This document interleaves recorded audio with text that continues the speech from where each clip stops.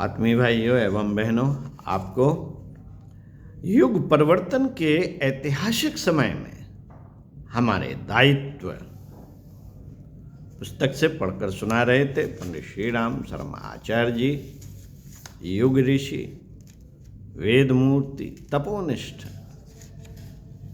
के विचारों को, प्रवचन को,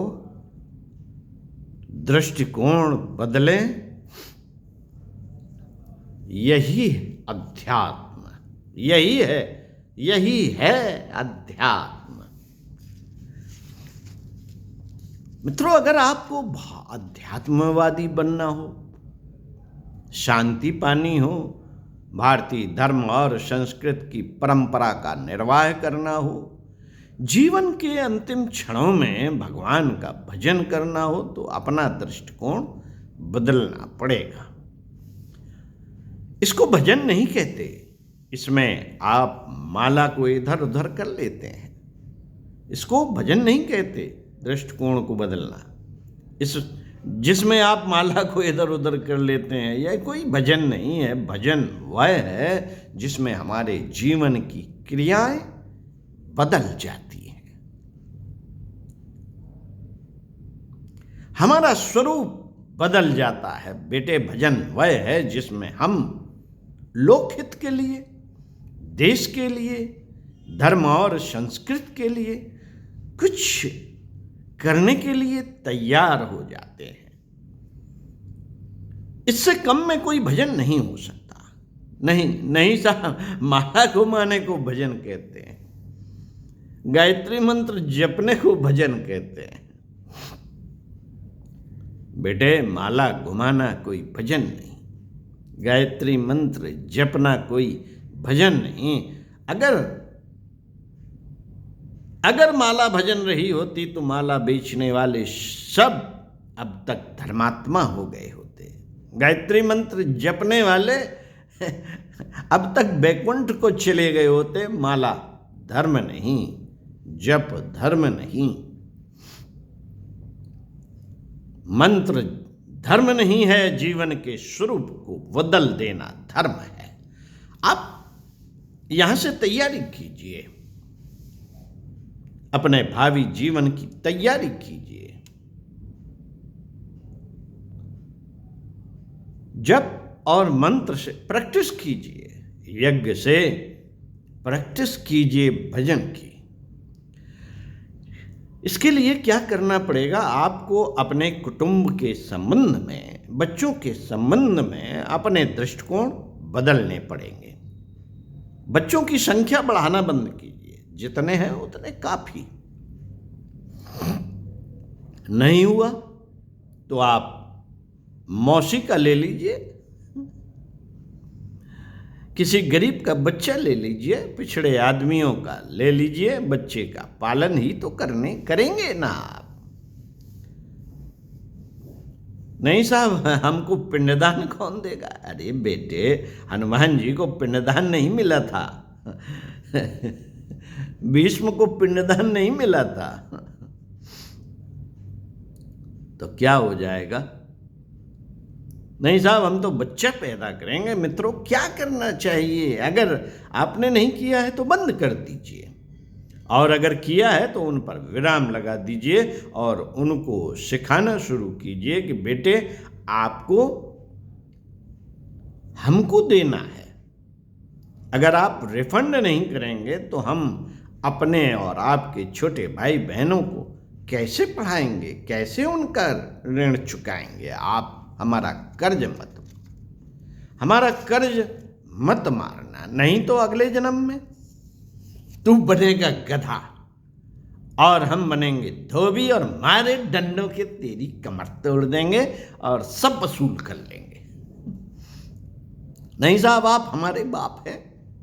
बाप हैं तो जरूर वसूल करेंगे और अगले जन्म में तुझे गधा बनाएंगे, खच्चर बनाएंगे और तेरा तेल निकाल लेंगे। नहीं, आप हमारे पिताजी हैं। नहीं बेटे, हम कोई पिताजी नहीं। यहाँ ना कोई किसी का पिता है, ना कोई किसी का बेटा। हर आदमी को अपनी मशक्कत से खाना चाहिए और अपनी मशक्कत से देना चाहिए। मित्रों, आप अपने कुटुंबियों के बारे में, अपने दृष्टिकोण में हेर फेर कर लें तो शायद आप आध्यात्मिक जीवन जीने के अधिकारी हो सके, और शायद अंतिम जीवन में आपकी वह आकांक्षा पूरी हो सके जो हमारी हुई। बच्चों को संपदा देने की अपेक्षा आप उनको स्वावलंबी बनाइए, अपने पांव पर खड़े होने वाला बनाइए। अगर वे कमाने खाने लायक हो गए हैं तो उनको देना बंद कीजिए। अगर वे कमाने खाने लायक नहीं हुए हैं तो दीजिए तो सही।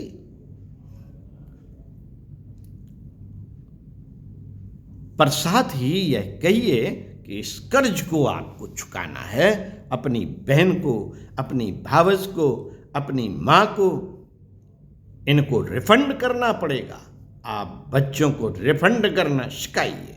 नहीं साहब, हम तो बेटे को देंगे, हम तो अपने बेटों को देंगे, बेटी को देंगे। अगर आपकी यही नियत बनी रही, तो आपकी यह अक्ल बनी रही, तो देख लेना आप अध्यात्मवाद से लाखों मील दूर बने रहेंगे। आध्यात्मिकता का लाभ और आध्यात्मिकता का आनंद और आध्यात्मिकता का चमत्कार आपको नहीं मिलेगा। आपका घटियापन आध्यात्मिकता का सफाया कर देगा, और आपका यह वहम कि पूजा पाठ करके हम अमुक चीज पा सकते हैं, आपको किसी काम का नहीं छोड़ेगा। इससे तो आप उतना समय जुआ खेलने में लगाते, चोरी करने में लगाते, उतना समय आप व्यायाम करने में लगाते, कुछ काम करते तो आपको कुछ मिल तो सकता था। इसमें आपको क्या मिलेगा? इसीलिए मित्रों, जब आप यहां से विदा हो रहे हैं तो मैं चाहता हूं कि आप अपने भीतर से कुछ ऐसे हेर फेर करके ले जाएं, अपने चिंतन के संबंध में, दृष्टिकोण के संबंध में, क्रियाकलाप के संबंध में, भावना के संबंध में, भावी जीवन की एक नई रूपरेखा लेकर जाएं, ताकि आपका कायाकल्प हो जाए। मैंने इसीलिए आपको बुलाया था कि आपका कायाकल्प करके भेजें। आपके जीवन में, आपके चिंतन में, आपके सिद्धांतों का, आदर्शों का समावेश हो सके, आपके क्रियाकलाप में सिद्धांतवाद का, आदर्शवाद का समावेश हो सके, जिसका नाम मैंने कायाकल्प रखा है, और जिसको हम माली के उदाहरण से समझाते हैं कि आपको माली बनना चाहिए और अपने कर्तव्यों का निर्वाह करना सीखना चाहिए। दूसरा मैंने आपको इसलिए बुलाया था कि आपको यह समझाऊं कि यह विशेष समय है, आप विशेष व्यक्ति हैं और आपके पास विशेष कर्तव्य है। उनको पूरा करने के लिए अगर आप हिम्मत कर सकते हो, हौसला कर सकते हो, जैसे कि अध्यात्मवादी करते रहे हैं, तो आप अपने बारे में कुछ विचार कीजिए कि आप क्या कर सकते हैं और क्या करना चाहिए। यह दूसरी बात हुई।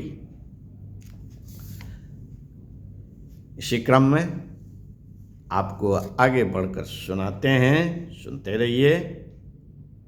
ओम शांति।